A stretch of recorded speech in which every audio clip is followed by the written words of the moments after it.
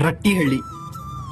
ರಟ್ಟಿಹಳ್ಳಿ ಹಾವೇರಿ ಜಿಲ್ಲೆಯ ಒಂದು ಪಟ್ಟಣ ಮತ್ತು ತಾಲೂಕು ಕೇಂದ್ರ. ಬನವಾಸಿ ಕದಂಬರು ಮತ್ತು ರಾಷ್ಟ್ರಕೂಟರ ಆಳ್ವಿಕೆಯಲ್ಲಿ ಈ ಪ್ರದೇಶ ಜನಪ್ರಿಯವಾಗಿತ್ತು. ರಾಷ್ಟ್ರಕೂಟರು ಮೊದಲು ರಟ್ಟಿಹಳ್ಳಿಯನ್ನು ರಾಷ್ಟ್ರಪಲ್ಲಿ ಎಂದು ಕರೆಯುತ್ತಿದ್ದರು ಎನ್ನಲಾಗುತ್ತದೆ.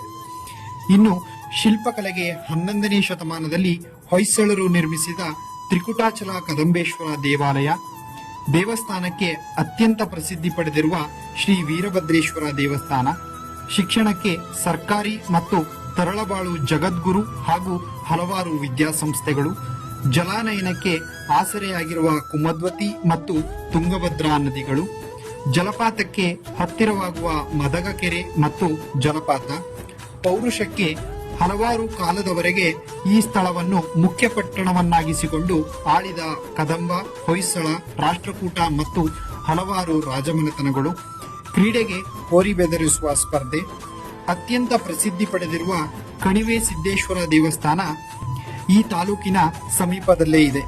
ಹೀಗೆ ಹಲವಾರು ವೈಶಿಷ್ಟ್ಯಗಳಿಂದ ಕೂಡಿದ ಹಾವೇರಿ ಜಿಲ್ಲೆಯ ಹೊಸ ತಾಲೂಕು ಇದು ನಮ್ಮ ರಟ್ಟಿಹಳ್ಳಿ.